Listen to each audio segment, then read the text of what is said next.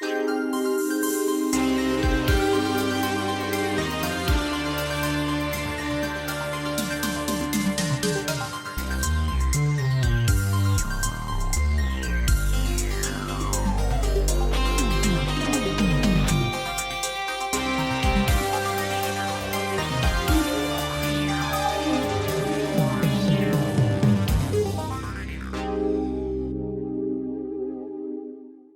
and welcome to yet another episode of Eerie International, episode 482 this week. My name is David from the United States. I'm Andi from Germany. And I'm Dave from the UK. And we are reunited after 2 weeks off. Not 2 weeks off. 1 week off. It's been 2 weeks since the last episode. It's totally my fault. I got the flu. I was more sick than I'd been in probably over a decade at least. Not fun, the flu. But we are back and reunited to talk about Devil May Cry this week, the Netflix, started to say limited series, but I believe that there's a season 2 on the way. So the Netflix animated series from some of the same people that brought you the Castlevania Netflix show, which we did an episode on many years back with our friend Diego. If this is your first time listening to the show, welcome. We are a horror podcast that talks about horror-related stuff, whether it's video games, TV shows, music, movies, novels, plays, musicals, whatever it is. If there's some kind of horror bend to it, we will analyze, take a look, discuss it. You can find us wherever you found us online. We've got different feeds and, ways to subscribe, social media, et cetera, et cetera. Instagram's probably our most accessible most current place, but you can find us on Facebook and Twitter as well. Pretty much just Eerie International, wherever you want to search there. We have a Gmail account too, eerieinternational@gmail.com, if you want to send us some longer form thoughts. No emails this week, but it is there if you want to use it, eerieinternational@gmail.com.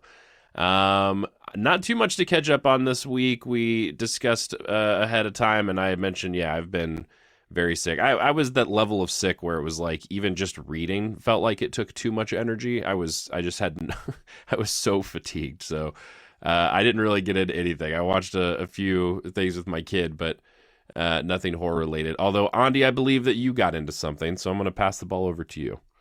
I like that your measuring system for being sick is I didn't even have energy to read, because that's me when I'm not sick. When I'm sick, it's like I didn't even have the energy to watch something, maybe, but reading takes so much energy even when I'm not sick. Anyways, so I did watch a movie that I wanted to mention. The movie's called The Innocents. It's a Norwegian movie from a few years ago, came out in 2021.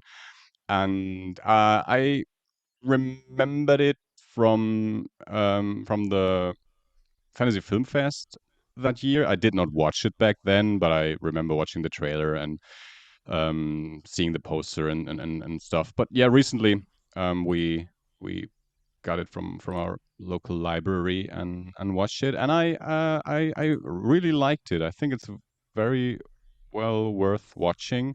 It's about I'm just giving you a few sentences from the Wikipedia plot synopsis. A young girl named Ida and her older sister Anna, who has nonverbal autism, have moved into an apartment with their parents. One day, Ida meets a young boy named Ben who possesses telekinetic and telepathic abilities, and the two strike up a friendship. So it's this situation. It's the holidays, so there's not many people around. It's these bigger apartment buildings and a playground close to the woods, and it's about these children. So this very short synopsis only mentioned a few. There's a few more children, or at least one more, and these telekinetic powers play a role. They get stronger. Some people suddenly realize they have powers as well, and there's something going on with this group of children, and then one of those children turns out not to be such a great person, and the energy and the dynamic between these children changes, and it becomes a bit of a battle between the children. And if that reminds you of anything, maybe it doesn't, but if you watch the movie, you will notice this is at points, this is just a straight up adaptation of the manga Domu, which we did an episode on a few years ago. So this must be, this can't be a coincidence. If you go to Jake Dion's, our friend Jake Dion's Letterboxd review. He also mentions that for him, especially the ending, was even too close to Domo, that it felt uncomfortable to him. It didn't feel uncomfortable to me, but especially the ending is I I talked to Bianca, my wife, after the movie, and she said the movie reminded her of the movie Chronicle, which absolutely is Yeah. also true. And why is that the case? I said because Chronicle, and it's not even Max Landis, the writer. He says that Chronicle is very much inspired by Akira, especially the anime, and of course, Domo is a precursor to Akira. And I grabbed our copy of Domu from the shelf and showed her the last few pages of that manga, and it is almost one to one.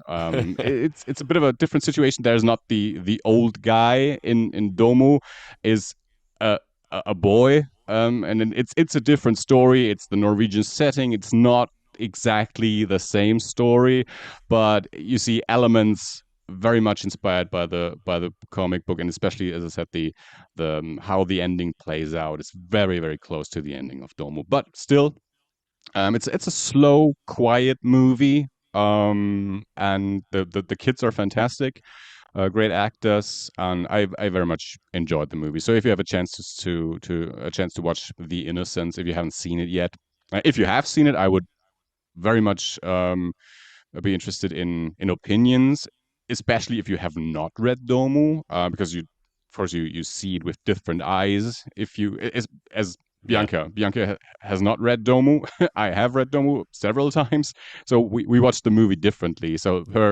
that's why her reference was Chronicle, which I also thought of, but then of course Domu was closer. So anyway, if you've seen the movie or if you haven't seen the movie, uh, if you have seen the movie, give us a shout out on social media or per Yeah. email, and I'd be interested in your take on the movie. I do absolutely recommend it. So if you find it or if it comes up on your radar on, I don't know where it plays, streaming services or whatever, no idea. But if you can find it, if you're interested, watch it. Nice. Yeah, it is on my list. It also has a pretty distinct poster. Isn't there like a little girl on a swing set on the Yeah, poster or the exactly. cover or something, which is another Yeah. kind of Domu. Yeah. So, yeah, it's been on my radar for a bit, so definitely need to watch it. It must have started streaming somewhere here, or I don't know. Maybe it's just a coincidence, but our friend Austin also asked me about, you had mentioned earlier this week, asked if I had seen it yet. And then I want to say last week before that, Austin asked me about it too. So, there's a convergence happening with this movie. Cool. Is that it from you this week, Andi? Yeah, that's it. Alrighty. Okay. Well, with that, we can shift right into our main topic this week: the Devil May Cry TV series. Andi, I'm actually going to throw it back to you just for a quick second. This was actually one that you brought up, so this was on my radar, and I have some history and context with this series or with the franchise in general. Was there anything to why this one came up, or was it just one that was in your queue and you threw it out there? We didn't actually talk about it. I have a theory, but I'll let Andy speak. Let's hear the theory first. I noticed that there's a voice actor in episode 2 that you're a big fan of.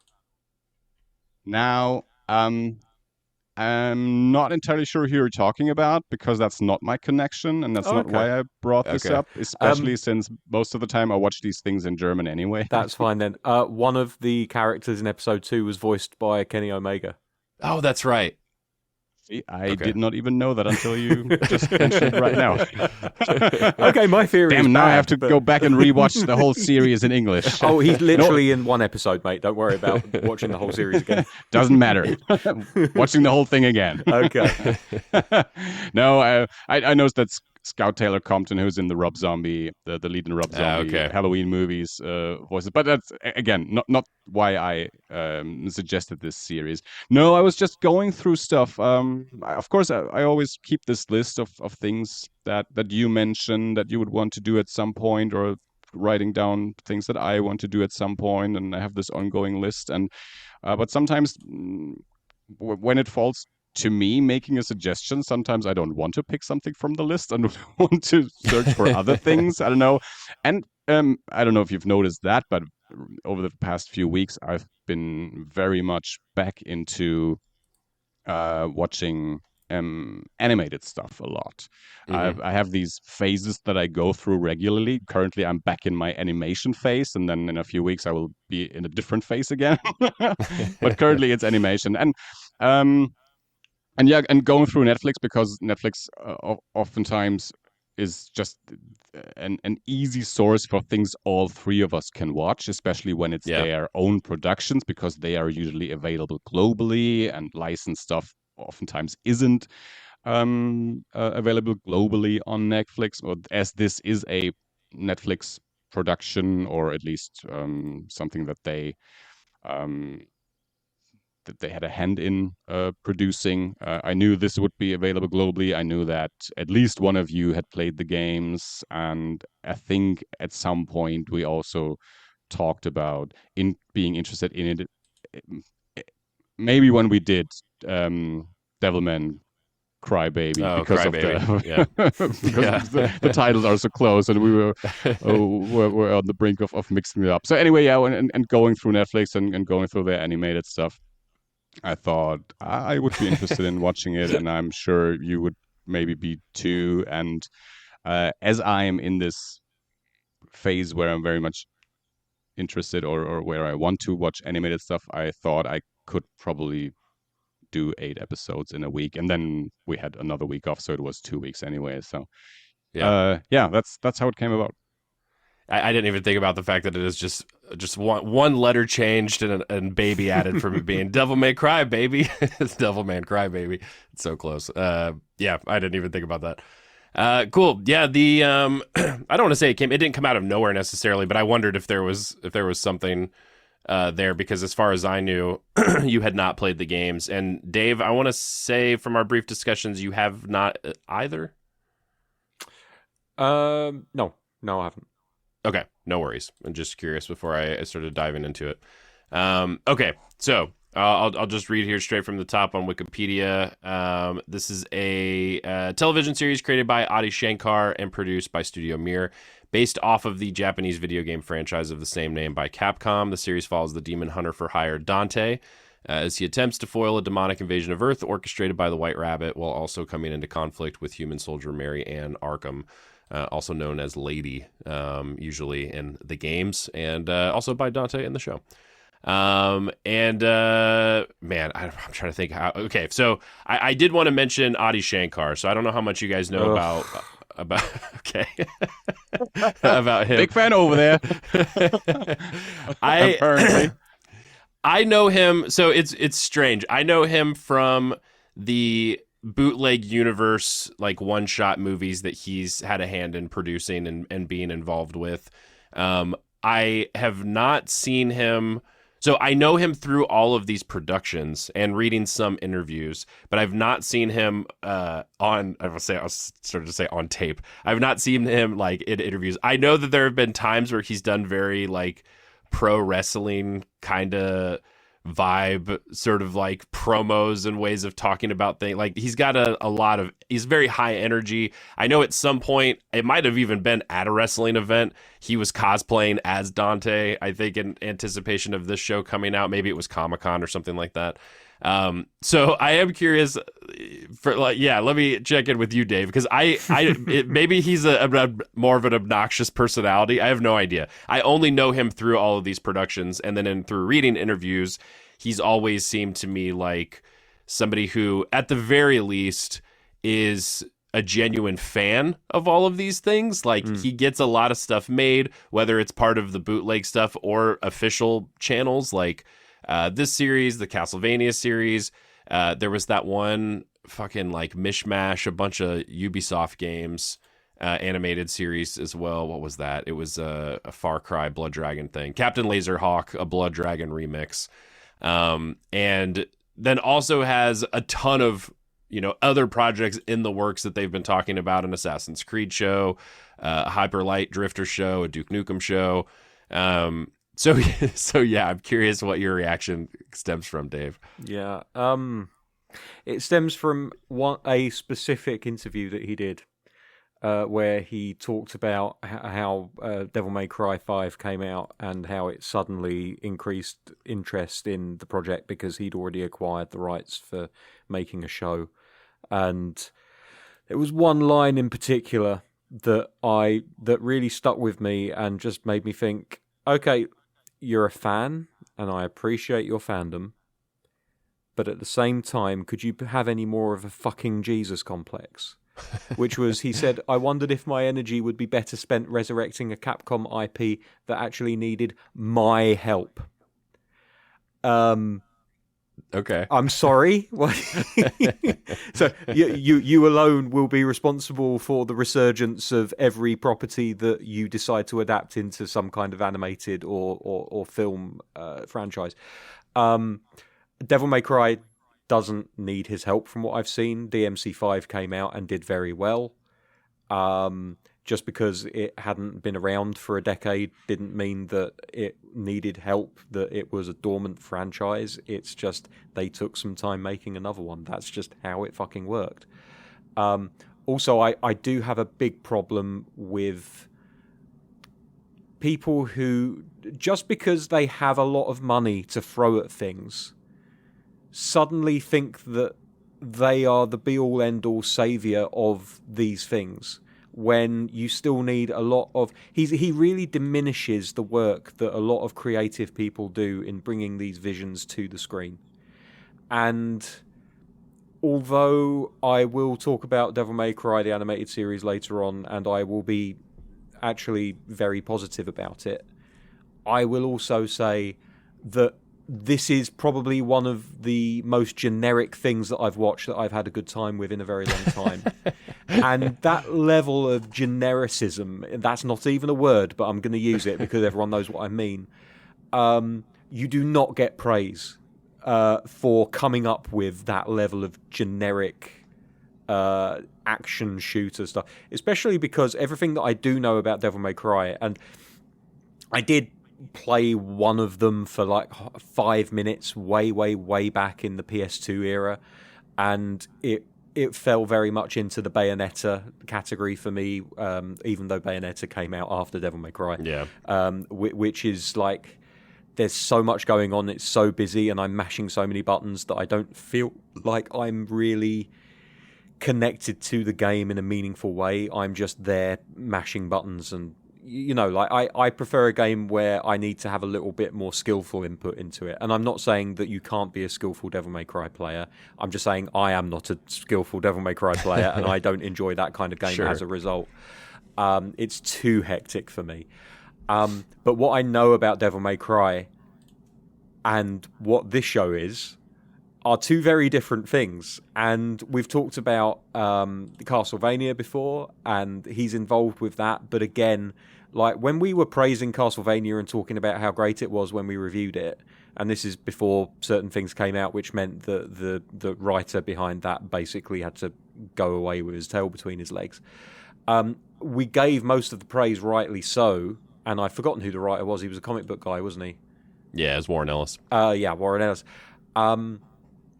We rightly at the time gave the praise to like Warren Ellis and the animation house behind the work. I don't think we mentioned Ari Shankar during. Adi Shankar during. I probably mentioned him only because of the bootleg universe stuff, because I've followed that. But he was he was definitely involved and produced it, but was more less like he wasn't. I don't know. Wikipedia says he was a showrunner, maybe for the first season, one of the seasons. This one, he was definitely more involved in. He has a story co-credit on every episode. It's like, and it's like the Adi Shankar production. Like, it's big and in huge letters at the very front, and it's like I rightly or wrongly, and probably wrongly, I see something like that, and it feeds into the narrative I already have in my head, which is based on the few things I've seen of him talking about projects and process, and it's just like, oh, you're really up your arse. And I hate that, because he genuinely does seem as though he's a fan of a lot of the properties that he's picking up. Or maybe he isn't. Sorry to interrupt for a moment, but it is, and I don't want to argue against you, but it's so No, Andy, interesting if you do have an argument against it, please do, because I value your opinion. It is not an dude. argument against it. Yeah. It's just I want to add something, because of course how we view things, like putting your name in the credits prominently before the title of something, how we view that when we know the person from interviews as being obnoxious or not, because every John Carpenter movie mentions a John Carpenter movie before the title of the movie. Yeah. No, that's true, but at the same time, John Carpenter normally has written a lot of the soundtrack for the movie and directed the thing, and has shown a ability to craft stories that people interact with and love. Maybe not at the time in some cases, but certainly like down the years they become beloved. And I think it's... Yeah. But also we know that in TV shows, oftentimes it is the producer, the showrunner, that's doing things, that is credited with all the... Yeah, that's true. So, that's true. That's different for John Carpenter, of course. And John Carpenter isn't the only one doing that in movies, but he's the most prominent one that people always talk about. It may very well be an irrational reaction, and it could be coupled into my dislike of Elon Musk buying companies and then taking credit for being a genius when he's done fuck all. SpaceX is not because he's a genius. Tesla is not successful because he's a genius. He bought companies that had concepts and people who could actually do these things, and then just rode the wave. Yeah, and it could be irrational, and I apologize if it is, but it's just how I don't think it's irrational. It's telling me to feel about the guy. I think it's a Hollywood producer thing for sure. Like I've worked with lots of West Coast Hollywood, people in the comic book industry that in most instances I think are, and I'm not taking away from these unnamed people's sense of like creative spirit or anything. I think that they like are genuine about the stuff that they're working on and the passion that they have for it, but they're making stuff so that they can get it optioned. I mean, I think in a lot of cases it's pretty transparent, and there's definitely like a vibe and an energy with that. I think style of like producing and everything else. So I think a lot of it is that. But then I think also he definitely has a dash of pro wrestling in there, more so than other people do.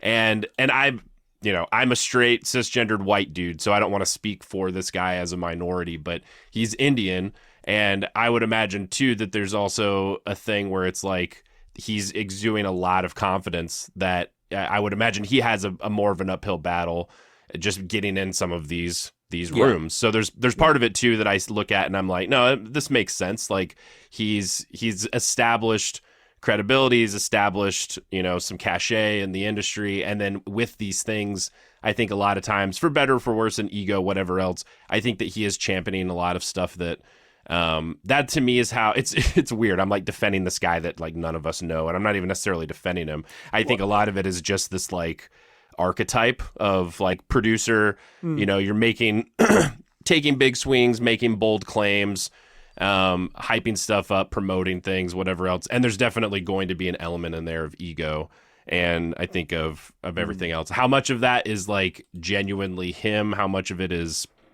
him kind of like playing the game and cutting promos and saying wild shit. I mean, the in for me with the bootleg stuff, I wanted to mention those just very quickly. He did one with Thomas Jane that was a Punisher one. This was after Thomas Jane had been the Punisher in the movie, which had, some mixed reaction to how the character was portrayed. Austin and I have talked about it fucking at length multiple times over the years. There's a scene where he's torturing a guy with like a blowtorch, and then you find out afterwards that it's actually just a popsicle he had been like putting on the guy, making it feel like it's so hot that it's actually feeling cold. And afterwards, it's like kind of a cutesy little scene, but afterwards you're also like, Frank Castle would have just been torturing this motherfucker with a blowtorch. Like, he wouldn't be using popsicles. So there was like some stuff like that people had. And this, I remember specifically, this was kind of like a course correct for the character and how Tom Jane felt about the character and how Shankar felt about the character. There was another one, a Venom one, that was done in the style of Man Bites Dog. So it's in black and white, and it's this like documentary film crew following this guy who's a journalist. That one was directed by Movie Crypt. Joe Lynch. Thank you. You were right there for me. I was about to call you out specifically to help me out. So yeah, Joe Lynch directed that one, and it's them following this journalist guy named Eddie Brock, and he's got the Venom symbiote and stuff. So these were all like unofficial productions. There was a Power Rangers one that was like a gritty reboot, sort of like futuristic thing where some of the Rangers have been fucking killed, and Rita Repulsa's involved, all this stuff. So I think all of these, for me at least, especially at the time that they were coming out, when I was much more kind of plugged into a lot of these like fandoms and worlds and everything else, they did feel, to me at least, like they established some credibility where it's like, okay, other producers wouldn't be doing stuff like this, where it's like, we don't have permission. We don't. And they were, pretty well made fan films. Like they were in the fan films category, but they would often have a lot of talent involved that, a regular just like fan, making something, in their town wouldn't have access to. So anyway, not to go off on like a crazy tangent right at the beginning about him, but he is a person that's involved with it, and they have had kind of a streak with Netflix specifically, between Castlevania, that Laserhawk show. There was another one called the Guardians of Peace or something, Guardians of Justice. I remember I watched a little bit of that. That was another one that was like kind of a pastiche sort of thing. But he's also produced a bunch of movies. He produced The Voices, which I believe you guys did an episode on, the Marjane Satrapi directed, Ryan Reynolds, where he's like killing people because his cat or dog is telling him to or something. He produced that. Worked with a lot of crime films. He produced the Dredd film, also did a fan film for Dredd. So anyway, he's definitely a big part of this series in particular, like you said, Dave. So I did want to mention that right off the top. But yeah, but I think that's absolutely fair, and I wouldn't worry. Like you said when you started talking about this that it felt weird for someone that you don't know to be defending him. Well, I don't know him, and I'm criticizing him, so I think it's only fair and probably right that somebody be saying taking the other side of things. I certainly I'm very much aware that a lot of my dislike for this guy is completely irrational and based on very few excerpts of stuff that I've read, and the also a little bit of it, I'm not going to lie, is taken from the reaction that a lot of people who seem to be very much big knowledgeable fans of the things that he's adapted, talking about how this is really not anything like the thing that we love. Like, you've basically just done what a lot of movie studios do these days, where you take a project like The Hand That Rocks the Cradle. Not saying that's a good or a bad film because I've not seen it, but the remake of The Hand That Rocks the Cradle, which essentially just took the name and a very basic concept and then threw everything out the window and made an entirely new movie. So are you actually doing something for the love of this property that you say that you love, or are you essentially just trying to use the name of a property that other people love to give your project an extra boost in viewership? And I'm not saying that that's the case or it isn't the case. It's just it is something that seems to line up with a lot of what people have said. And again, not a huge fan of Devil May Cry, not someone that is a huge knowledgeable person of the lore of Devil May Cry. I've read some Wikipedia articles about the games to kind of get up to speed with what happens during the plot lines. Kind of spoiled myself on the fact that a character would be revealed at the end of this show, which was a bit annoying, but there you go. But yeah, like it does. There are things that do kind of line up with what people have been saying, where I'm just like, this feels like it's like superficially. It's a original story which has been superficially skinned with a fandom's love and put out there almost. I don't know.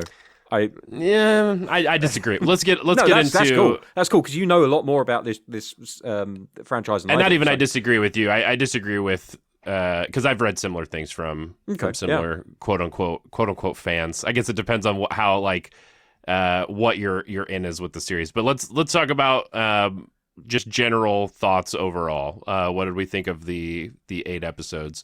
And we don't really do spoiler warnings, but I mean, we're talking about the series. Like, I'm sure we'll get into spoilers. So if you want to watch it. This would be something we're talking about the entire first season. Okay, let me throw it back. Let's do Andi. Andi, what did you think overall of the show? And then we'll pass the ball around and get into it. Okay, so first I have to talk about the opening credits. Oh, yes. Yeah. So I watched every episode with Bianca. Bianca usually does not like to watch opening credits when there's the option to skip them. So she usually lets me watch the credits of the first episode and the last episode, and in between she wants to skip the intro That's every fair. time. Not this time. Because Limp Bizkit's Rollin' is the song for the opening credits, and the whole soundtrack for the series is taken from those early 2000s nu metal songs. Believe that's when the first game came out, like 25 years ago. And then thematically, we will talk about that. It also harkens back very much to that time in the early 2000s. Anyway, so Rollin' is the song in the opening credits. Bianca loves that song. Except for in one episode, it isn't the opening song, but for 7 of the 8 episodes, it is. And you better believe that every time we sat on the couch and did the roll-in move, hell yeah, synced up the both of us sitting on the couch. So it became a ritual quickly to do this in the beginning of every episode. I have to say I love this series. I'm very much looking forward to season 2. I enjoyed it very, very much from the get-go, from the very first episode. Just the animation, the designs, the character designs, the violence that the show started out with.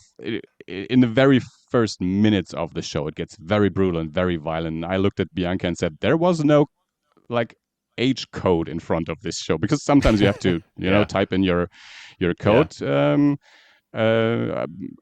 Probably it's for things, it's probably varying from country to country for which movie or which show you have to type in your code. And as you know, in Germany, we're most times stricter especially when it comes to violence than the US. But this show did not have that, so it was not rated, I don't know, whatever the age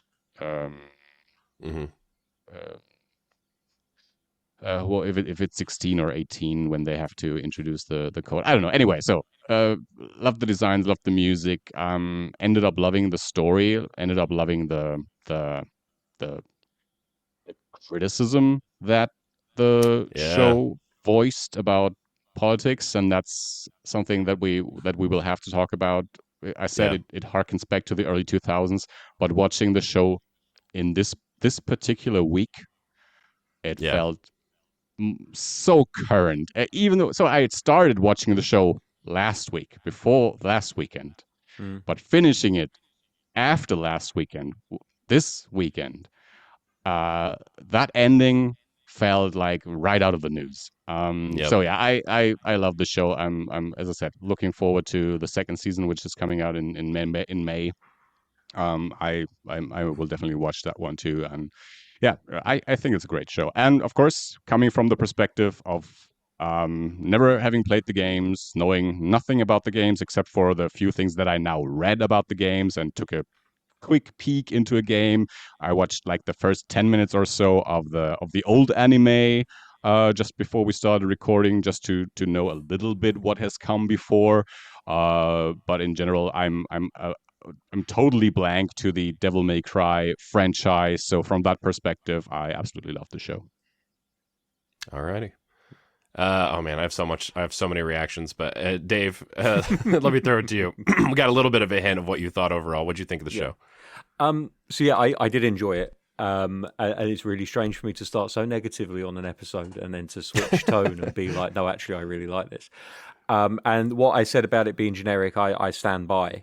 But I think that the reason that it feels that way to me is because there have been a lot of shows down the years that have been reactionary to what happened on 9/11 and what happened after 9/11.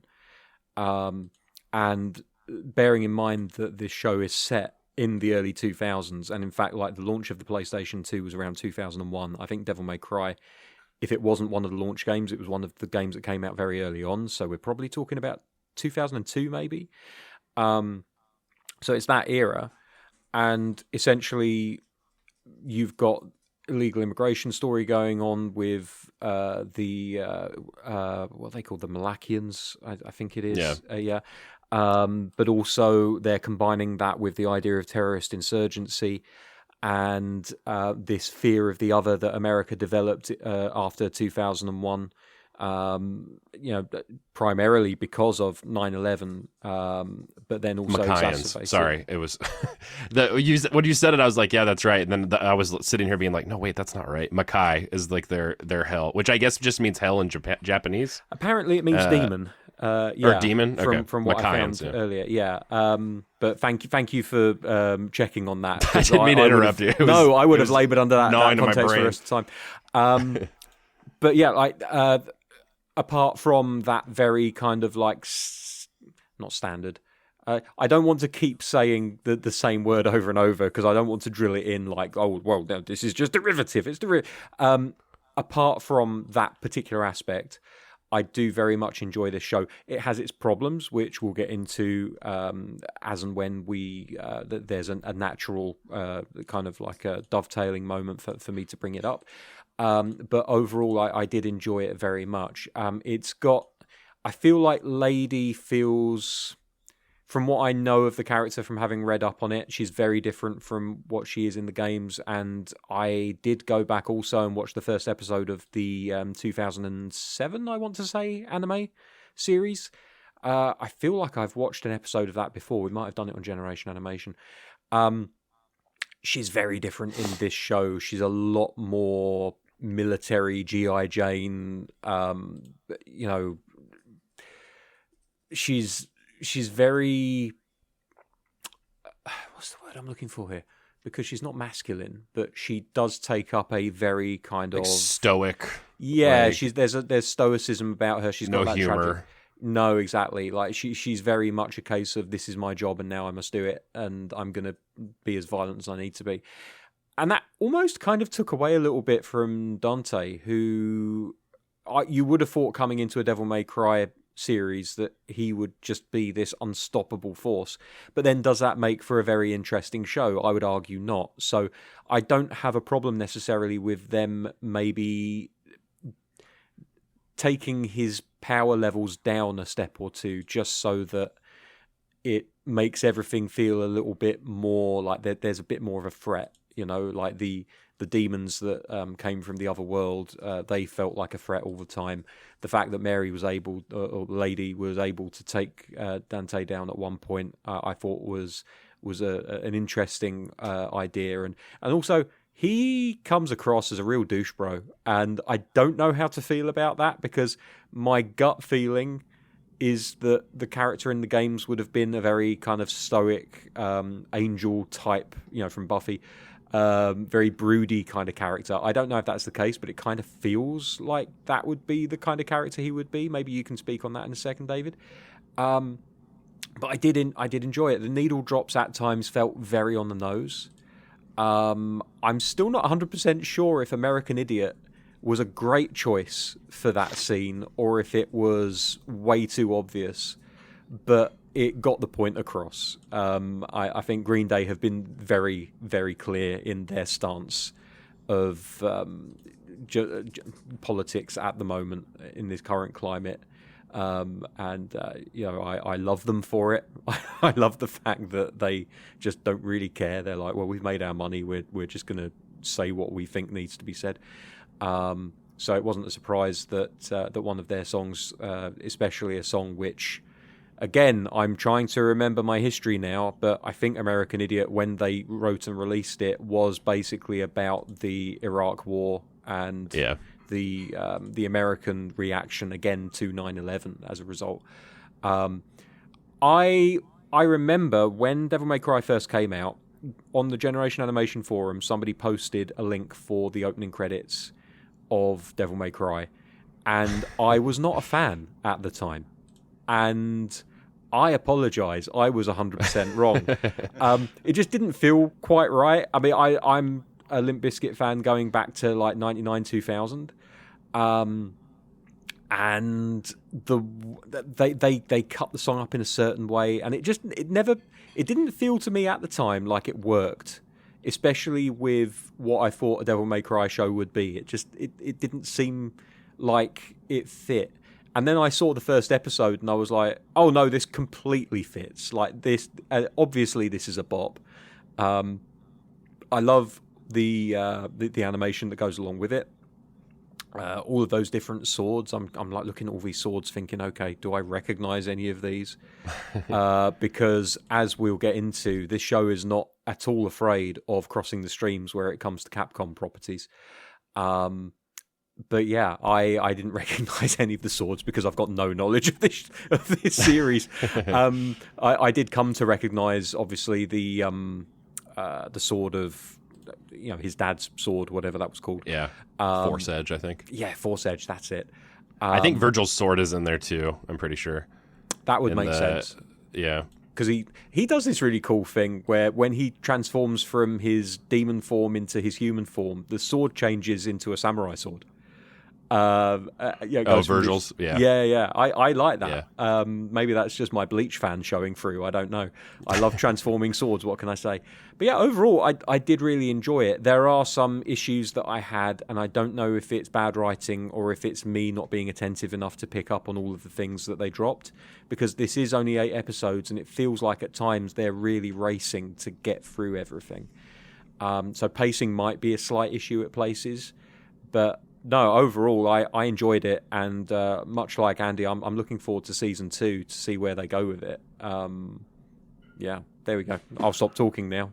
David, educate us, my friend. So, yeah, I think overall we're 3 for 3. I also really liked it. I think it's interesting hearing your guys' reactions and like where you're coming from, since you've got Andi with having no prior knowledge really at all, other than I think just kind of surface level awareness of the franchise or games or whatever.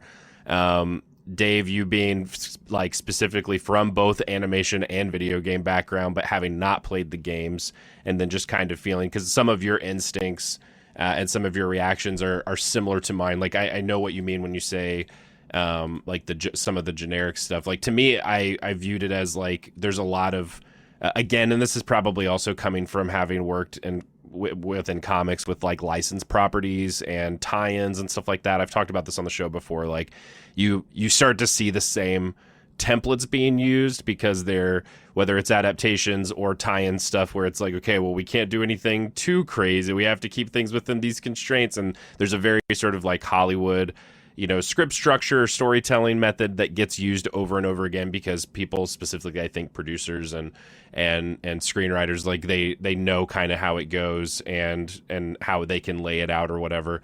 But then I also think that there's stuff, even though it has some of those bones throughout it, there's enough highs. I think the highs definitely outweigh the lows.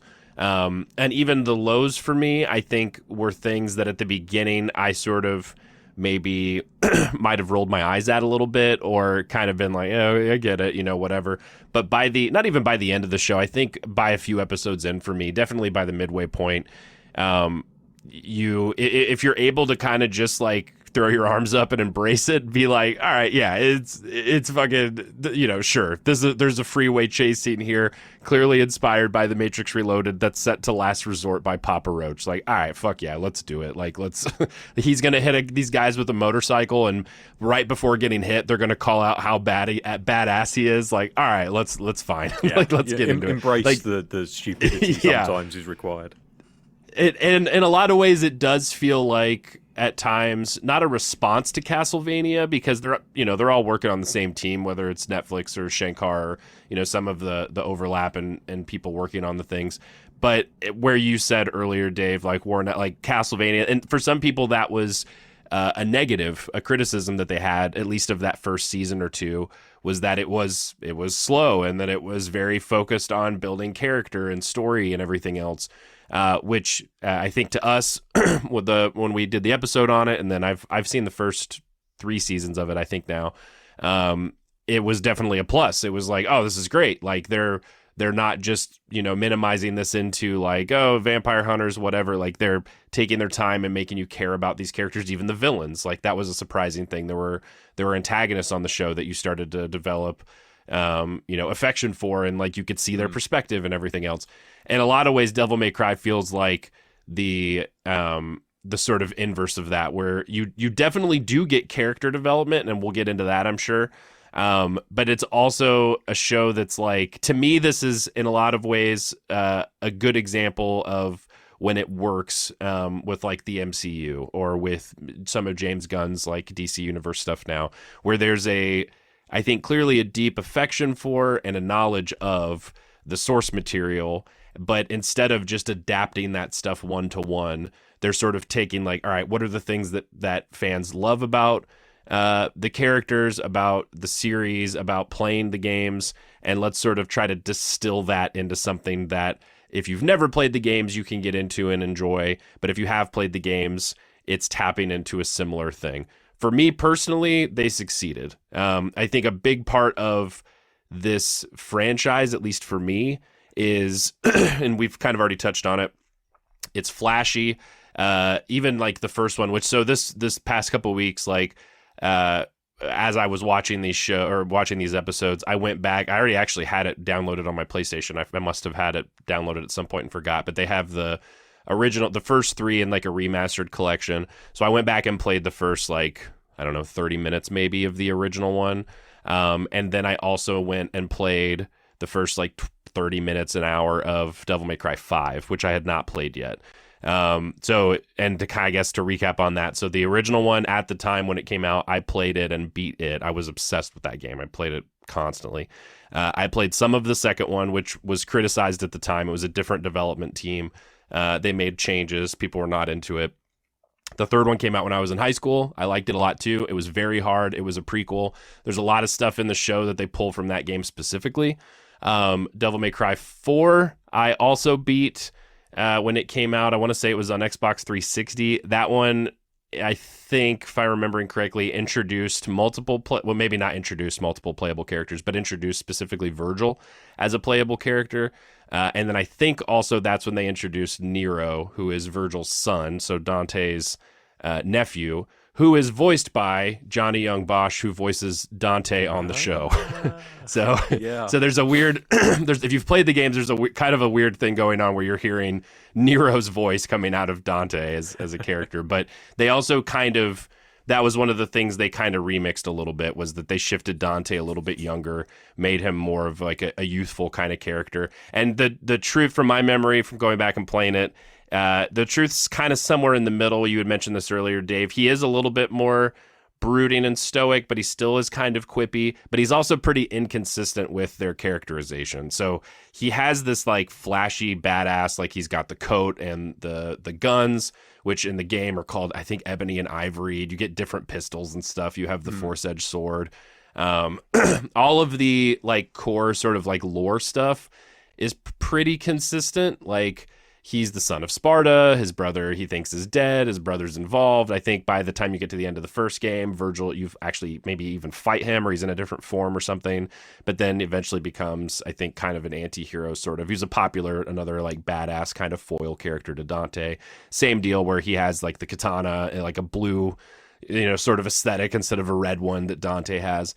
To me, where they succeeded, but I understand like diehard fan criticism it's the same kind of problem you have with like, if to pick like Final Fantasy or Kingdom Hearts, or I'm trying to think of maybe like Monster Hunter, they made a movie, but stuff where Resident Evil is another one, another Capcom game too, where the lore, the games are so Japanese, like video game storytelling coded, to where they get like, I read a recap article. Resident Evil 9 just came out last week or week before, and I read a big like lore recap article, and about midway through I was like, I can't fucking read this whole thing. Like, it is, and for a game that is built around a pretty basic zombie outbreak thing that we've been following, these games the lore is so fucking convoluted that if you were to make a very authentic, true to the lore, Metal Gear Solid would be another one. You can't make a Metal Gear Solid video game and try to fit. There's no way it's going to work. So they're, I think, kind of taking and synthesizing the stuff that is sort of like the core beats. They're not, altering too much or changing too much when it comes to, the main sort of canon things. They're definitely, when it comes to aesthetics, so like Dante's coat or, some of the demon designs or whatever else, or, visual Easter eggs, stuff like that. They're keeping that stuff there, but they're also not getting too in the weeds with, like the extra sort of like, well, this person's actually connected to this person and this thing has to happen. Like it can get so unwieldy that I think, especially when you're playing the games, you're either like kind of half paying attention to the lore, at least in my experience, or it gets to a point where you're just like, I just want to play the game. I want to shoot shit. I want to hit stuff with my sword. Like I don't necessarily care about all the intricacies of where it's going because it is just completely out of control. So that to me, for my money, is like they made the right move in that they were like, let's take the core flashy sort of stuff. And then they did do this interesting thing too with all of the pop culture, specifically the music stuff, where those things aren't part of the original games that I remember, at least. Like there's not licensed songs, there's not this kind of stuff, but they are absolutely tapping into the era and how, like, even down to like, and Dave, I'm sure you remember watching these like anime music videos, like being like cuts on YouTube and stuff being huge back then. And like, I think Felipe used to make them actually. Yeah, like they were awesome. Like these like badass cuts of like whatever. It's like I remember seeing a lot back then of it's kind of now ruined because the guy I think turned out to be a creep. What was it, Samurai X? What was the Kenshin? The one dude that has the X scar on his. Yeah. Like seeing like anime music videos of that, of like all these, crazy violent moments from that show, smashed up into like a compilation or whatever. It's taking all those sorts of vibes. It is a little, I don't want to call it cheap. It is a little like, me specifically, like very targeted toward like, okay, I would have been watching all these things, taking in all this music as a teenager, as like a preteen, whatever. And then now as the 37-year-old, like it is very nostalgic. If suddenly there's a Rage Against the Machine song or whatever the fucking record was, like Idol Against the Mechanism or something, or what was I forget it. There was like a Rage Against the Machine kind of joke. Whether it's that or they even have an original Evanescence song in one episode that they did for the show. Like they're definitely leaning into that vibe and that era or whatever else. And it's another one of those things where I look at it and I'm like, all right, if you are a hardcore Devil May Cry lore purist, where you're like, no, these are the games, this is how it should be, like, yeah, that's probably could be off-putting to where you have, Limp Bizkit and Papa Roach and all these like bands showing up. But if you're, I think, able to kind of just be like, all right, well, they're clearly having fun. Like they're leaning into the ultra violence, they're leaning into the flashy sort of, animation and aesthetics, and like, even down to there's like the scene early on, I think it's in like episode 2, where he's fighting the guys in his apartment, and there's like a level of humor to it as to the fighting itself. Then I think you can have a really good time with it. And I think that again, like the highs outweigh the lows. And then last thing I'll say, my overall thoughts, like to Andi's point, that was one thing also that I was not expecting, is that it's a very anti-conservative show, which is for my money fucking great. And like what you were saying earlier, like very insanely and sadly relevant from last week to this week in terms of current events and then where the show goes and everything else. That stuff is all, from what my memory at least, completely brand new. Like the games, when it comes to like the demon realm and hell and all that, first of all, I think it's just called hell. I don't think they even like, sort of humanize the name of it, and all of the demons and monsters and creatures and shit that you're fighting. It's much more like D&D or something like that, where they're not personified, or they don't have personalities or family members or anything like that. So like that was definitely an angle that they added in and changed, even down to the White Rabbit character, which I'm sure we'll talk to as well, like the primary sort of antagonist. Like that is apparently a character from the Devil May Cry 3 like manga, like tie-in manga or whatever. That I'm guessing they just took the look. I haven't even looked up the manga to see if it's consistent, but they took the kind of visual motif, the Alice in Wonderland thing, and then just kind of built a new character around that. Yeah, because I guessed he wasn't from any of the games because it just didn't feel like a look that belonged. There's a wild left turn. Yeah. But I did actually really enjoy that entire episode where you go into kind of the background of the rabbit, and they kind of juxtapose his childhood with Lady's childhood. And at one point I was confused and I was like, why is Lady in hell? I thought that, if they hadn't done it in black and white, and if I'd been more attentive to the eyes, then I would have been like, oh, okay, no, this is just another random kid. Yeah. And it took me a couple of seconds before I realised what was actually going on. But that entire episode I just absolutely adore.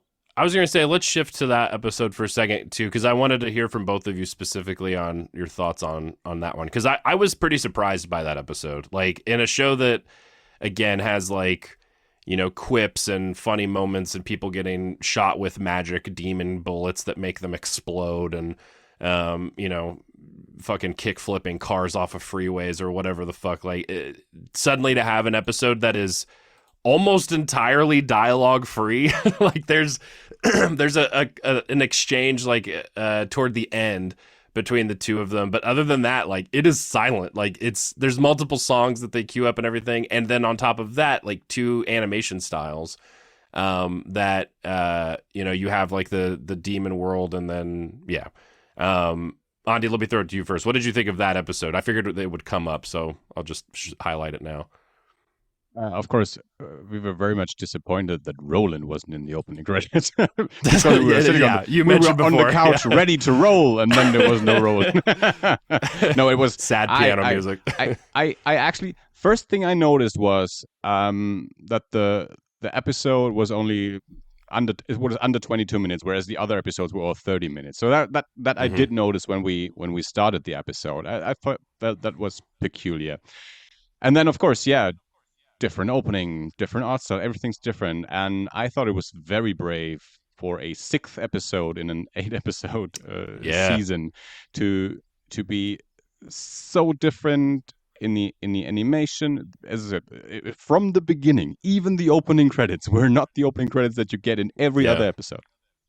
The animation completely different, and I thought it looked fantastic. At points it had a cartoon saloon vibe for me, which I absolutely love. So, the show is hand-drawn animation anyways, for the most parts. I want to criticize the 3D animation. But here it looked even like more traditional, older in the approach to the animation, more rudimentary, more cartoony, because it's a flashback episode, and it made sense for some of the scenes to be in that particular animation style. And then, as you said, no dialogue up until the very end of the episode, which is such a bold storytelling choice for such a show that's so for one filled with action and violence, and then also, of course, story driven through dialogue. And then you have this episode that is two separate stories told in a parallel way, intercut with no dialogue. And then, as Dave mentioned, you might even be confused as to is this the same child, and who are these children anyway? Until the end, and then it's just sad. And then it is just very, very, very sad, which again I find very bold for such a show that is so can be so entertaining and can be so new metal in the music and in the action and everything, and then it's just this very sad human, in quotes, story. Where you think, okay, now I need actually something to lift me up again from this cartoon. So I thought it was a great choice to do it. It was very surprising. I would be interested. So I didn't really look into reactions to the show too much. The little that I did see was mostly negative, and I think that was mostly from people who had a connection to the franchise beforehand, and either the anime, the older anime, or the games, or both. But I would be interested in reactions to that particular episode, especially from people who did enjoy the episodes before. If they did enjoy episode 6, or if they thought, well, why did this show suddenly take this weird turn? But I thought it was great, and makes me obviously curious for if they would do something, or if they will do something similar in the upcoming season. I didn't think about that. What did you think, Dave? I thought it was a really excellent episode, but also extremely brave, bearing in mind that at the end of the previous episode, the vice president has ordered Darkcom to slaughter all of the demons that they were in the middle of protecting. That is such a downer of an ending for an episode. And Plasma deciding to blow the building up and killing himself along with the agents inside and everything. Like that was one of those moments where I was just sitting there like, don't you fucking dare. And then they did it. And I was like, you mean-spirited motherfuckers. And I wasn't entirely sure if I was talking about the showrunners or the characters in the show. And I might have been talking to both simultaneously because it's such a vicious thing to do. But then you get this whole episode. And as I said, like, I for a second I thought that it was just Mary, and I was like, okay, well, if you've been to hell and you've experienced these people, why are you so against them? And then it goes back to her story, and I'm like, oh shit, it's two different people, because young kids in this animation apparently all look the same. But that's not a criticism on them. That's more my attentiveness and my observational skills, I think. But then, yeah, like the use of music, the cutting between their two stories, it's the whole episode is essentially a story of radicalization from 2 points of view, right? It's the foreigner who comes to a land and is accepted by them and is raised by them. I've not seen the movie, and I should have done because it's a fucking classic. But there's a Kevin Costner movie. Was it Legend of White Fang? Something like that. Oh, Dances with Wolves. Dances with Wolves. What am I calling it White Fang for? Dances with Wolves. And I feel like is that a story where his character essentially grows up in the Native American tribe? And, so it doesn't grow up there. He comes there as an adult. Oh, and assimilates into is taken in, and exactly. Okay. There's also a was it the goddamn old western with John Wayne? Was it The Searchers or something, where they're it's a party that's looking for a girl that was kidnapped by Native Americans, and then she was and he's racist. So like you've got this whole story of like a broken kid who is taken in by this supposedly vicious and horrid race of demons, and is shown kindness and experiences joy and grows up to be a bad guy. And you're like, how the fuck does this happen? And so the entire episode, you're building up to it, and you're like, God, I know what's coming, but I really don't want it to, because all you've seen on this side of the story is just this community that is showing nothing but kindness and acceptance to a human boy who looks completely different and probably scary to them, or could look scary, because we always fear the unknown, don't we? We fear what is not like us. And then on the other side of sorry it, to interrupt again, yes. But in this particular moment, I've also found it very interesting, and something that you often hear when people talk about why some people are so bad to other people, whereas children aren't, because they haven't learned yet to be bad. And in this, he comes and everyone's looking at him weirdly, and they don't really like him being there, except for the little child, who immediately runs up to him, smiling at him and being excited of seeing a new person. Yeah. And then everyone else kind of follows, and he's accepted and grows up alongside them and ends up becoming almost like a savior figure to them, helping them to escape from hell into a world that he thinks will be better for them, but ultimately, like, that's up to the viewer to decide where they were better off being. Because the humans make it fucking awful on our side as well. And then on the other side, you've got Mary, who has the idyllic childhood and up to a point when she has a Batman moment on the way back from a cinema where her family are attacked. But unlike Batman, she is not orphaned. Again, generic. Also, I noticed I think her name's Ninja on their team. Yes. Like, has a Nightwing mask that's so close that I was know. like, man, I bet their lawyers were a little nervous on that mask. It's very close. I just accept domino masks as being there's that word again. Yeah. But it is a generic thing, not in a bad way in this term. I'm talking in the same way that, like, you have generic medications. It's just something that exists in the world. They existed. I think domino masks existed before superheroes.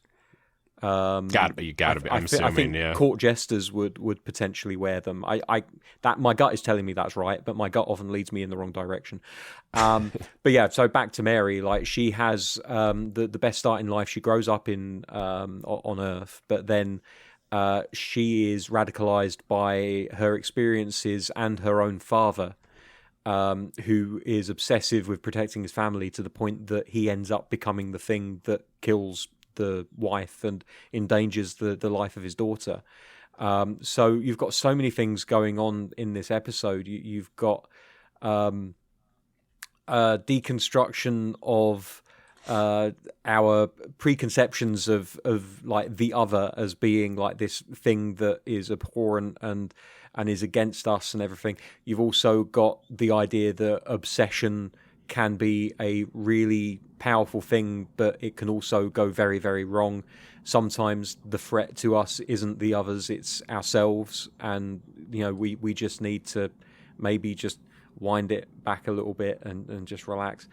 But then I thought that the animation styles that Andy already mentioned, the fact that when I think that this is a conscious choice as well. When they go to when the rabbit, the white rabbit, goes to hell and the art style changes, it becomes a more childlike, more friendly, rounded, softer, pastel kind of interpretation of hell. And I feel like that is an obvious choice by the animation staff to allow us to buy into the Malachian community. I've said it wrong again, I think.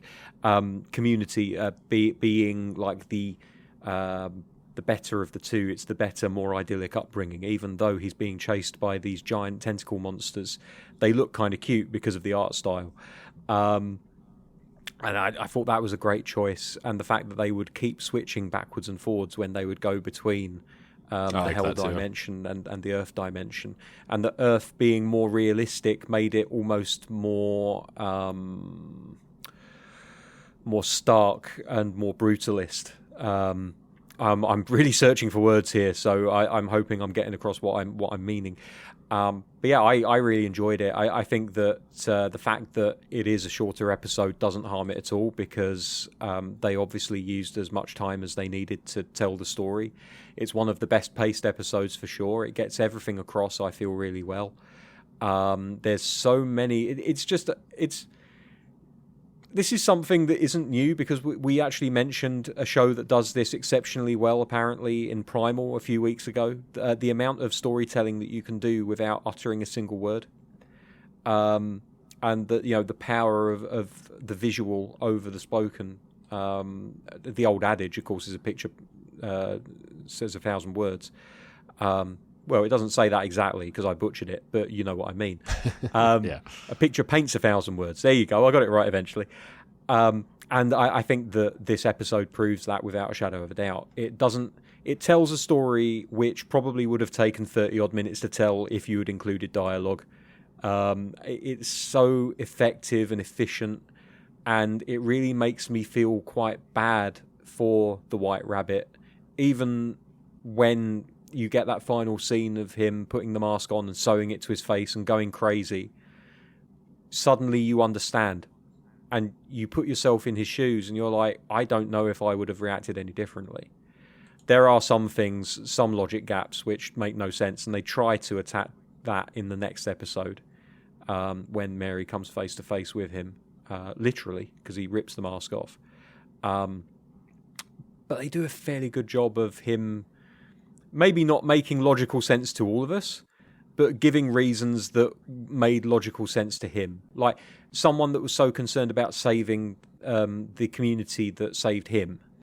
Why would you do genetic testing on them? You know, and it's his way of looking at it is, you know, the needs of the many outweigh the needs of the few. It's like, well, if I can do this testing and create some kind of super Malachian, then we won't have any problems anymore because we'll be able to just get rid of all of the humans, and the humans are the problem. He doesn't see himself as human anymore. He sees him as a Malachian. They do a good job of like having you, whereas any other show would have just been like, oh, he's like a fucking rabbit guy, like the end, like that's the whole sort of, you know, he's there to look cool and be an antagonist. Like they add depth, well, way more depth than you are expecting them to. But I think they also do him having that sort of like maniacal laugh at the end when you can just tell like, all right, he's undergone so much trauma, like an amount of trauma that starting from his childhood all the way through adulthood that you can empathize with him, but you also can see like he's not necessarily rational anymore. He's so fucked up by all broken. the stuff that that you can feel for him but still disagree with his methods. But it's more than I think most other shows, especially shows of this tone and of this like style, like would not touch. So it's a cool, I was surprised by that episode. I just agree with everything you guys said basically. I also liked the little touch of having Mary's hair and the White Rabbit kid's hair have this like kind of sketchy line. Like their black hair had a similar effect on it when they would cut back and forth, and it was just those two characters. And I thought it was a neat way of they could have gone for something, you know, more over the top and obvious, maybe like eyes or something like that, especially because she's got whatever that thing's called where you have two different colored eyes. But the hair detail stuck out to me, and it became more obvious once I realized that we were dealing with two different characters. I also appreciate the fact that I've been saying Malachian the whole time, and you guys just let me do it when it's actually it's a made-up word. Machian, who cares? I've been fucking it up the whole time. I just want to let the listeners know that I'm aware of this now, and I've literally got it up on the screen. It's just going to sit here, and every time I need to talk about them, I'm going to look at the word. I did want to mention Japanese good. I did want to mention too. Kind of a sad thing, but this was one of the last things that Kevin Conroy was in. Yes, and he plays the vice president, and man, it's. I have a similar feeling when I would see Lance Reddick show up and stuff, like his final roles and like the John Wick movies and everything. Like the voice is so distinctive, and also like a source of comfort in a weird way. I think Kevin Conroy even more so because it was like so many people's childhoods, and like his Batman is, I think, the Batman for so many of us, for sure. So to not only have like that voice again, but also for him to be a villain and a pretty unapologetic one. Like I thought it was fun watching that, because the voice that he does here isn't too far away from Bruce Wayne. Like it's pretty close, but he's also, you know, a Republican warmongering piece of shit. So he's able to do something that we typically would not see him do. And dude, very clear parallel with Bush too, with him. The character design basically of the president was fucking amazing. Is that something that comes from the games at all, or is this literally just... No, this shit, from what I remember, is all new. So like the this games is like don't some Cowboy have this Bebop level shit. of Like no, this is all new for... I don't even know if Darkom might be, but I don't even know if it is. I feel like it's made up for the show too. Like The games are much more like the only organizational kind of thing that I remember is like that's the name of the bar whatever that Dante runs and has his like demon hunting business out of is called Devil May Cry. There's not any kind of like institutional government sort of presence or whatever otherwise. But I also wanted to quickly mention too there were a few different cool Capcom references. There's obviously the Street Fighter one in the fight scene that they have in Dante's apartment. I saw a Mega Man bobblehead at one point. Yep. And they also make a pretty explicit reference, to Raccoon City, to Resident Evil. Because I looked into when I was Googling Devil May Cry to kind of get an idea for the games and everything.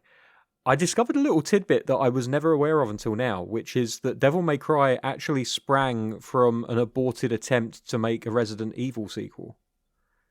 Yeah, it was that, and I want to say also Onimusha was tied into it. I read this recently too. I think that there was like a glitch or something in Onimusha that would let you sort of like indefinitely juggle enemies in the air, like with shooting them or hitting them or whatever.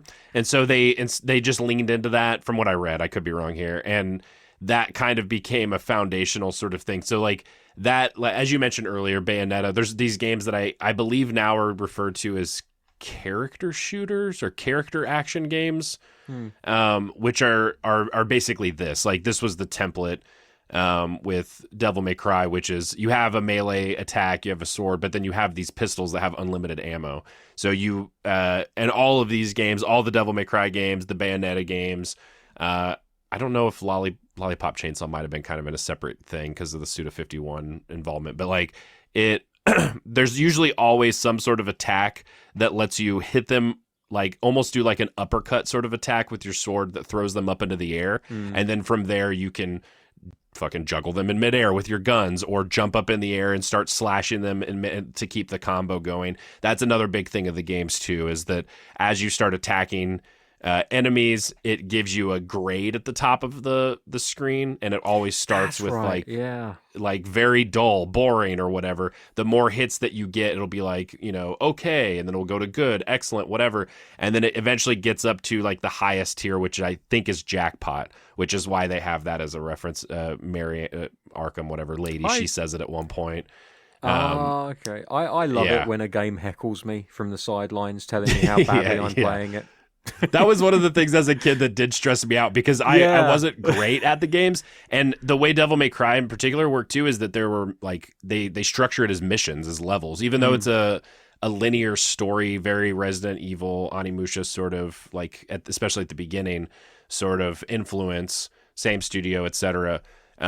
You get to the end of a mission and it gives you a score, and it's the Japanese video gaming thing from D through S, or that they start doing like triple S or whatever, like they start adding those on. And I would get to the end of a mission and get like a fucking C and be like, how I thought I did well, but it's all about style and chaining combos and stuff like that. And then I think the more popular the games got, that was an aspect that people really got into, and so they built it more and more and more and more around that. And then I think had to kind of course correct a little bit to make it more accessible for people again, because they started getting really difficult and really sort of involved with all of that combo stuff. So it's that to me is why the show is a good adaptation, in the sense that like they could have been very beholden to the lore, but I think it would have made for a way less effective show. I think it would have been one where I would have tuned out, because I'm just like, man, I can't fucking keep up with this. It's so convoluted. And then I think especially people like Andi, or people that have never played the games, like what's there to latch onto. So it makes sense to me that they distilled a lot of these things down into something. But then also kind of kept some of it, like the Virgil stuff. It feels very similar to how the games are, which is that there's this whole other thing going on that clearly has like, lore implications and everything else that, you see him at the end of the game and you're like, oh, there's all this other stuff. There's also, that was one I didn't get. That was from Devil May Cry 2, apparently. The like Ouroboros Corporation thing at the very end, and there's like a guy with a mustache that's like very clearly a character from the games or something. that they show or whatever that you've not seen in the entire season, that they're setting up for future ones. And then there were other ones. I think the second game has a playable character that's not Dante. It's a girl with like knives, and I think she's one of the demon hunters that's getting arrested. Like there's different sort of Easter eggy things. There's also a guy that's very clearly supposed to be John Constantine, but I think that was just a different fun Easter egg. But anyway, so go on. I was just the very last thing I was going to say that also straight from the game is the devil trigger thing where he gets, you build up eventually your combo stuff and you can turn into like a demon trigger form. Yeah. But in the games, it's pretty much just a, ultimate power up. So, yeah. Go for it, Andi. Okay, just a few things that I want to point out that we've already touched upon, and I want to lead to a question that came to me while you were talking that I want to pose to you. So we already talked about the political elements of the show and it being influenced by 9/11 and everything that happened after that, the war in Iraq. In the last episode, we see when the humans invade hell, and we see all these pictures that are referencing the pictures that we know from Abu Ghraib, and things like that. So very clear references to what was going on at the time. The president, the vice president, especially the vice president, always pointing out this is basically a holy war. This is like God leading them into battle against hell. Again, in a week when apparently U.S. generals are telling their troops that they are currently fighting a holy war in Iran. And what I found so interesting about the show that it shows evil leaders on both sides. So this it's not just good against evils. It's showing there's evil motherfuckers in every country on top, and then there's people that are suffering. Then there's people who are tools for the evil leaders that fall for their lies, or people that are willingly do their bidding and things like that. So and all of that, it is, you could say it's too obvious. It's Dave, you mentioned you weren't quite sure about the use of American Idiot. I thought it was a great choice, also because of it being a more upbeat song. So similar to when they play Black Sabbath's Paranoid in Kong Skull Island. Chopper into Skull Island and Kong shows up for the first time for them. So this song that is on one hand a criticism of American behavior after 9/11, but also this you could get pumped with this song going into battle. And so I thought it was very fitting. So it is very politically charged and very, very left-leaning. Now, here's my question. And I am not as involved in the gaming scene as you are, but it seems that oftentimes gamers aren't very happy when you infuse politics, especially left-leaning politics, into their games. Is that something that could potentially be one element that especially gamers didn't like this show that much? I don't know if there's anything out there about that. I was just wondering, is it only, this is not my game, or is it also, this is not my game because it's too left-leaning? Because it's woke. I would argue that the reason that the perception is that gamers are right-leaning and don't like political messages in their games is because the ones that are mouthy about it are absolutely the people that don't like political messages in their games, unless it's Call of Duty and the message is go and kill the brown people. I think that gaming comprises a whole spectrum of political outlooks and beliefs, much like a lot of interests do. And I think taking a strong political stance on anything invariably is going to split an audience down some kind of line, but that is not a good enough argument for not doing it. And I would much rather that they take a position as they have than play it safe and not take a position at all. I wouldn't be at all surprised if a majority of gamers swayed one way or the other. I'm not going to say which way, because it would be an incredibly uninformed position to take, much as I did with Adi Shankar earlier. But I think that oftentimes the outspoken mouthpieces of any hobby, quote unquote, I'm doing air quotes because that makes great radio, tend to be to the extreme one way or the other. And as I think I mentioned on a previous episode, there have been experiments that have been carried out on YouTube and other places recently where content creators would post multiple videos, one extolling the virtues of a game and the other one criticizing it and saying it's terrible.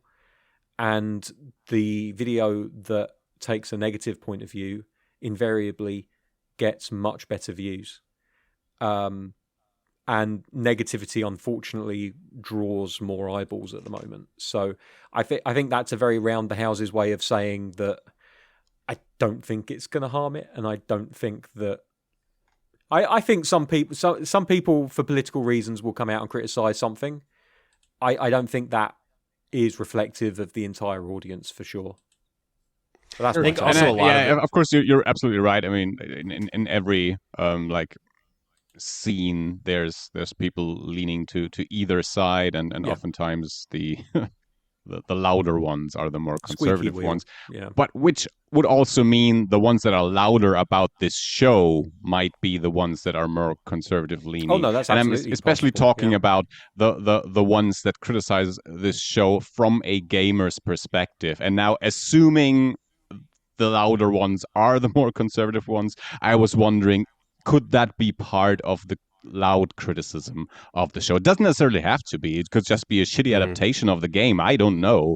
Right. I don't care, obviously. And I mean, that's a whole nother discussion. Is if it's just the game, why do you even need an adaptation? And if it's different from the game and you do hate it, why do you care about it? You still have the game. Why are you so?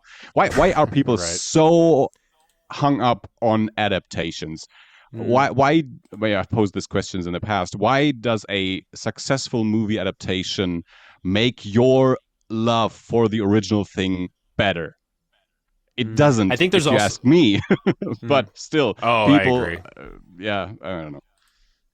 I think there's also too a thing with fandom in general with quote unquote authenticity, with this to the source material. So I think a lot of times, like in the past, there have been different things where some of the like rallying voices, whether it's Comicsgate, Gamergate, any of these dumb bullshit, whatever, whiny campaigns, that I think for maybe a lot of them isn't necessarily coming from a genuine place or a source of racism or homophobia or xenophobia or whatever else. It's more that they love, and I'm not defending these groups, but I think that there is typically, or I've seen examples of a large contingency of people that it's easy for them to fall under them seeing other people say, oh, well, it's woke and it's ruining this thing because they're changing it or they're making it more whatever. Why can't we just have it how it was in the video game, how it was in the comic, how like we like seeing adaptations that are faithful and that are true to the thing that we know and that we love. And it's not necessarily a hateful thing. It's more of like a nerd thing. But then when it starts to, and then also to add insult to injury, I think that there have been examples in the past where there have been misguided attempts to make something more PC, woke, whatever you want to call it, that have been misfires, that have been not the right move. Not that, being progressive isn't the right move, but that it was either too earnest to the point where it was very easily kind of criticized or laughed at or whatever else. It wasn't, it wasn't accurate, or it wasn't the right move necessarily in how they executed it. And then it's easy for people to latch onto those things and point to them as like, oh, well, here's an example of when you try to make something PC or woke or whatever, how it backfires. And then I think also too, the like the style of show that it is. I think it would be similar if like the next Deadpool movie had like a very pro immigration message in it or something. I think we would hear from a lot of people that are like, why can't Deadpool just be the guy that like, you know, kicks people in the balls and then, you know, laughs and looks at the camera or whatever? Like, why does everything have to be so political nowadays? Like the audience that's coming to these particular things is looking for something that's more specific. And in this case, I think it's something that is flashy and whatever, and, you know, doesn't take itself super seriously. And so when a message like this is introduced, it catches those people off guard. But to your guys' points too, I think also, yeah, there's, you know, when I got on Reddit a little bit about this show to see on like the Devil May Cry subreddit to see like fans of the games and everything else, and the stuff like that I saw to me had that sort of vibe where it was like they're coming from being massive fans of the show, or it's just the kind of internet bullshit. The other thing that drives me crazy too about this stuff is it's impossible for me to not think about when I get on, you know, Reddit, or if it's like a message board or a comment section or whatever else, just not knowing how many of them are real people, because there's so many bots now and so many responses that are generated off of these other responses that I've had here over the past month in particular, a few different moments where especially because I was sick and I wouldn't be able to sleep, or I'd, you know, be up in the middle of the night. I'm just like trying to, you know, not necessarily doom scroll, but just look at something, make myself fall back asleep. And I've had this like weird surreal moment of just being like, I don't even know if what I'm reading is real. Like if these are real people, if I'm just reading, you know, generated bullshit from bots, like there is this kind of weird disconnect and feeling. And I think a lot of the toxic stuff, to Dave's point earlier too, like it's so easily reproducible, and it also gets more engagement when, like, that's what I never get on Twitter anymore, but in the times that I do, that's what my Twitter feed looks like now, and it's what I think it looks like for so many people. Part of that's because Musk just fucked it into the ground, but then also it's just cannibalizing itself, and posts that get more engagement typically are more, I can't believe this bullshit, you know, whatever kind of reaction to get people to see, well, what's this person mad about? And but then also, I think that, and I know you guys know this, but I'm just going to point this out just because I don't think it's really been necessarily said straight up yet. It depends on the criticism. Like, you know, if somebody is like, oh, this is woke bullshit, why are they doing this, why are they doing that? Like, it's fairly obvious to see what direction that criticism is coming from. But if you're watching a Patrick H. Willems video and he criticizes something for being poorly written, and he gives his reasons why it's poorly written, normally he's coming from a point of knowledge or a point of view that is justified and explainable by him, and he does explain it.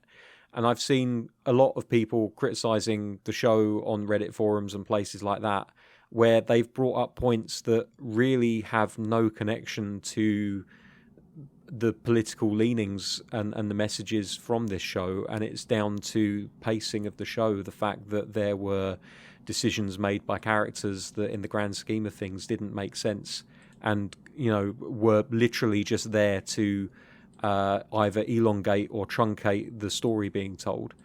I mean, one of my criticisms, for example, and again, I'll put my hands up and say I may have missed something that was said at some point. I was watching fairly intently, but I may have still missed something. The whole plot line of we need the blood of the two brothers to make the stone work. You had Dante unconscious and put him in a plane that you rigged with explosives. Couldn't you have just drawn some blood while he was unconscious to make it work? Or did you need him to devil trigger first to activate his blood? Because I don't...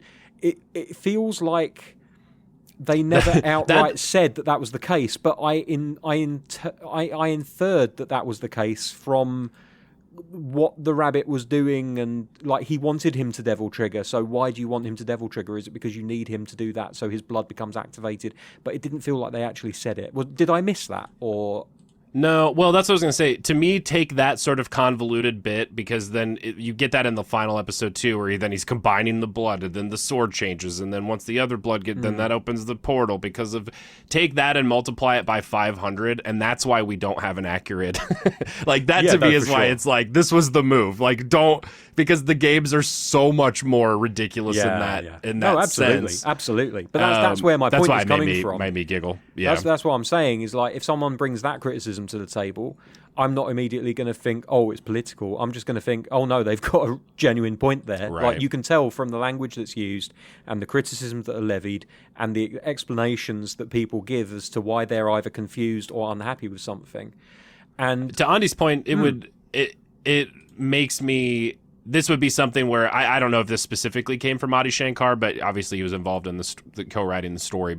So I would imagine at the very least, he was heavily involved. But to me, it's a move. I like that they did it in this, especially because that idea of like, oh, well, I just want to watch this thing. Why is there suddenly this political, like, because you're watching this thing and this is not, know, where you would expect to get this particular message. Mm-hmm. So even if it is a little bit more simplistic or they're not beating your head over with it, but they're making it very clear and making it very direct of like, we are going to give you this thing that you want from the games, which is all of these different demons. And this guy like sounds like he's got a mouthful of water when he talks. And this girl's like half a snake. Like they're going to give you all these, goofy character designs from the games. But we're also going to let you see and know that like some of these people are innocent and some of these demons are like just families. Yeah. And we're going to make you feel kind of weird about it and not totally have. I think they're able to give you your cake and eat it too with the different demons that do show up that are clearly there, as cannon fodder or as like, very one note sort of like these are monsters. So they're here to be fought and killed. Yeah. But we're also going to make you feel shitty. And I think for some people, specifically fans who are like, well, I just want to, have Dante say jackpot and, fire his guns 400 times. Like, all right, you're going to get that. You but got that. Yeah. you're going to get some other shit too. Some medicine with your candy. But this is the thing. I was literally going to use that expression. Like, at no point during this did I feel like I was taking medicine. Right. And I know that there are some people that are resistant to the idea of being served ideas that makes them think because they just want to take their brain out and just enjoy something. And here's the thing. Because I'm involved in the Star Trek community, I'm quite a fan of Star Trek, and I am a slightly more forgiving member of the Star Trek community in that I quite enjoyed more of the recent stuff that came out. There were some people that got very, very upset with modern Trek, talking about how there's so many political things going on, and they've got theys and thems in it now, and they've got this and that and the other. And I'm just sitting there thinking, I'm sorry, did you watch the original series? Like, if they made the original series today, it would be criticised as the most woke fucking thing in the world. It's always... But that it was what's considered progressive shifts, like as there is progress, it shifts to other things. Like they forget totally. this. Yeah. Like they're like, oh no, original Star Trek is a paragon. It's great sci-fi. I never feel like I'm taking my medicine. And it's like you realise there was an episode where there was a character who was half white and half black, and another character who was half black, half white. Like literally, they had like half of their face was painted white and half their face was painted black. It was a very heavy-handed allegory for racism, right? And they hated each other because one of them, their left half was black, and the other one, his right half was black. Well, you're not the same as me. I hate you. And it's like, guys, did you miss the memo when this episode came out? Like, if we made this episode today, you would hate it. If this was called Discovery and you had these characters, you would talk about how Star Trek's gone woke and it has to be taken off the air. We just have to come to facts, come to the realization that there are some people out there who are just not intelligent enough to realize that the things that they're seeing now are no more woke than some of the things they enjoyed 20, 30, 40 years ago. It's just the language and the method of execution and delivery has changed a little bit.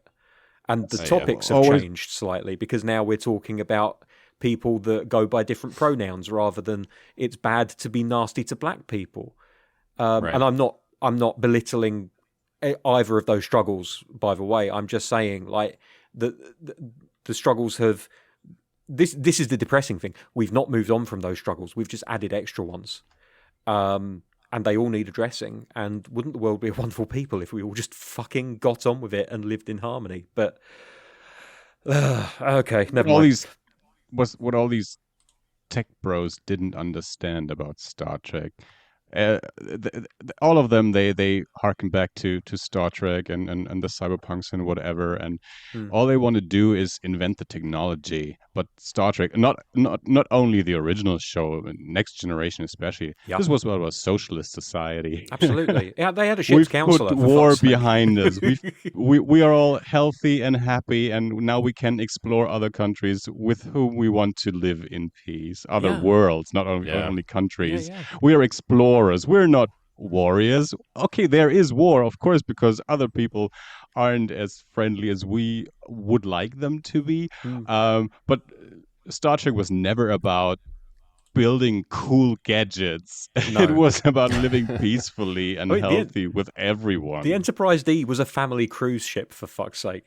Like, that's how far away from war and fighting the Federation had got by that point. You're absolutely right. Like, we bring our families with us. We're not deep space 5-year mission explorers anymore. We are explorers, but we're just more kind of like peace envoys. Man. Like, how did people get it so fucking wrong? Yeah, I have no idea. And also, if your view of like, oh, the original Star Trek had it right, it wasn't political. Keep in mind that you're identifying or that.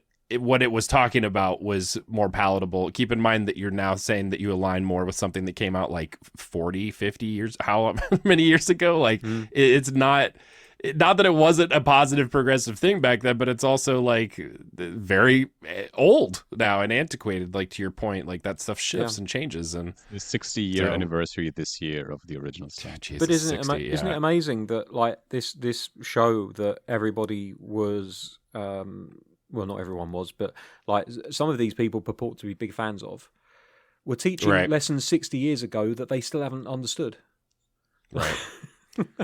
and when they originally saw it, like, we're not picking up, to Andy's point, not picking up on those particular because they were fucking children. At all. Like, if you put a child, if you're okay with seeing decapitation and blood and guts and whatnot, stick a child in front of The Devil May Cry. They're not going to be like, oh, they're preaching to me about woke shit. Like, no, they're just going to enjoy the gunfights and the cool transformations and the music. And, you know what I mean? In the 90s, there was, and it's probably still around, but back then when Next Generation, Deep Space Nine, and then Voyager were on the air, one of the big sayings in the Star Trek community was, everything I need in life I learned from Star Trek. And at that point, people were talking about the good aspects of those shows.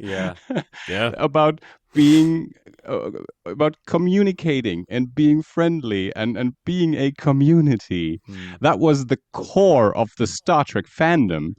But then there were also these other people who had money and now are building rockets to go to Mars and are exploiting us. Well, they're paying people to build rockets to go to Mars because they don't actually have the intelligence to do it themselves.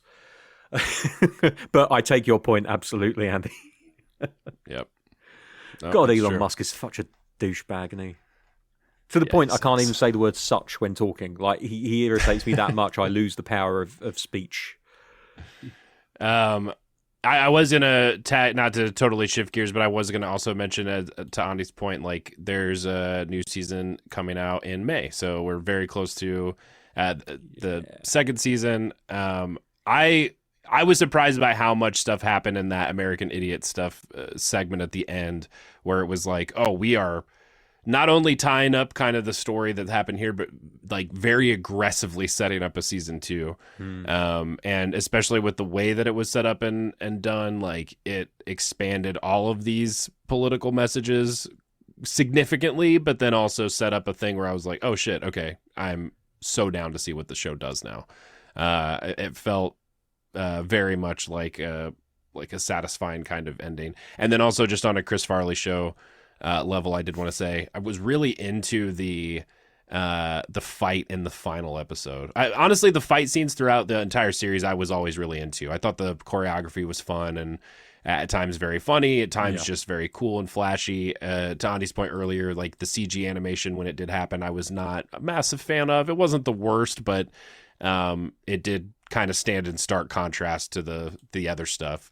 But the choreography, especially the stretch where Dante's fighting the like roided out White Rabbit, Bane, demon, sword, arm man, on the rooftop, like a lot the metal riff that they used there, along with the fight choreography, leading it into him getting punched to another building, and then Lady showing up in a fucking helicopter, and like I watched that sequence a couple times because it was like, oh, this is the way that they mapped out this entire thing where it's a fight that keeps going from location to location to location to location. I thought was just kind of badass and cool overall. That whole sequence I thought was great. Also the bait and switch when for a moment they act like this could be a buddy cop thing, and then she sticks a needle in his neck. Yeah. All that stuff, like and I could see them like. I don't believe this was in the games. I could be wrong. I really liked her like fucking metal. Her like little jetpack boots that she had, like it gave I her loved her uniform, the whole uniform. Her haircut and the uniform, her character. And I said earlier, I liked all the character designs, especially the rabbit and her. I thought she was such a cool looking character. I was kind of bummed that they got rid of the rest of the Darkcom team so quickly. I understand the reasons for it, but like there's a few characters there that I would have liked to see them be able to kind of flex their muscles a bit more. Like Ninja, you mentioned, never got to see her really swing a sword in anger. I think was his name Sentry, the one that had like the knuckle duster, like the automated knuckle duster things. I think so. Yeah, it's one of the bad King, things. Ninja, Patriot, Sentry, and then Kenny Omega briefly as Kenny Omega is the mole, the demon in disguise, alligator hunter dude.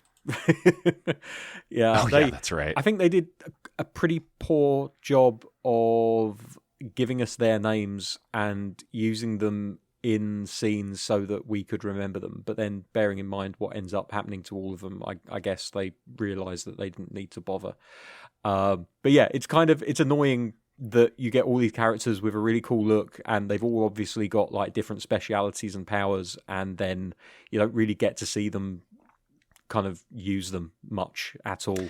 It's also definitely a power level thing too, I think, like you were mentioning before, because even when you said that with Dante, he's also kind of significantly depowered from the games, even like and the games jump around at different levels, but like when I played Devil May Cry 5 this week, like you show up as another character as Nero, as his nephew, and he's fighting somebody and you're just like, oh, this is like Dragon Ball Z shit at this point. Like they're just so crazy strong. So even this version of Dante, they stripped back a little bit to where he can get hurt and he has a healing factor, but doesn't yet know. When you play the beginning of Devil May Cry 1, he knows his dad is Sparta.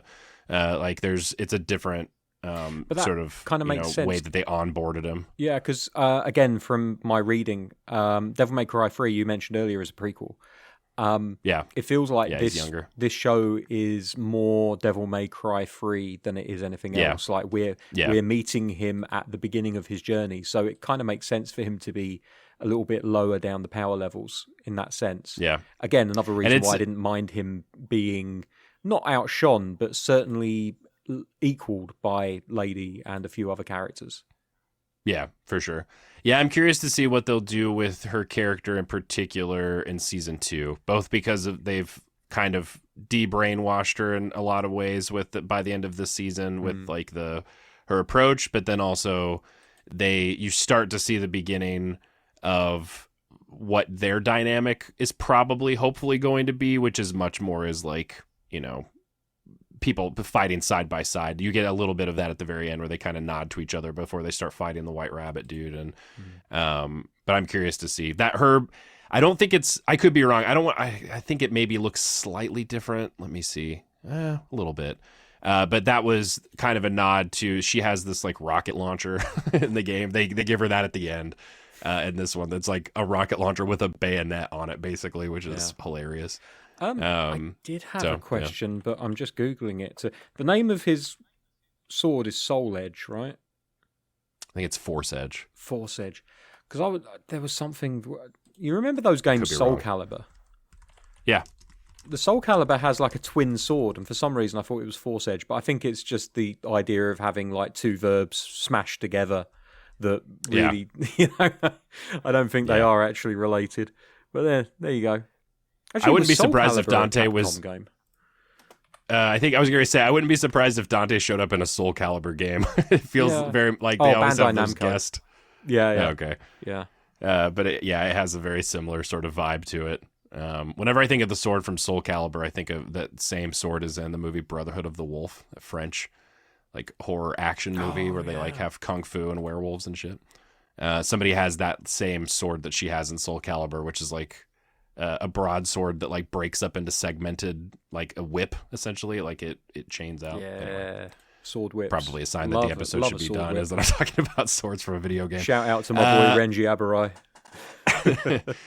Do you guys have any other final thoughts on Devil May Cry before we wrap it up? Oh, I'm good. And you need to go. Yeah, I can't say I've got I gotta anything go else here in to a little bit. Yeah, me neither. I think definitely we all really enjoyed it and recommend it. And I would say it unless you are a staunch, dedicated Devil May Cry lore enthusiast, to where you want to see the most authentic, maybe the anime scratches that itch more. I wouldn't be surprised, just in terms of what I've seen of it and kind of the approach or whatever else. But if you want something that is, I think, going to be, especially if you liked Castlevania, if you liked the Castlevania show and you want something that's going to be a lot flashier, fast-paced, more, fun, over the top, and to kind of just give you all of that stuff. And especially if you can kind of ironically and unironically get into some of these new metal songs, I think that elevates the show to an even more fun level. Then it's definitely worth checking out. So we recommend it, I would say.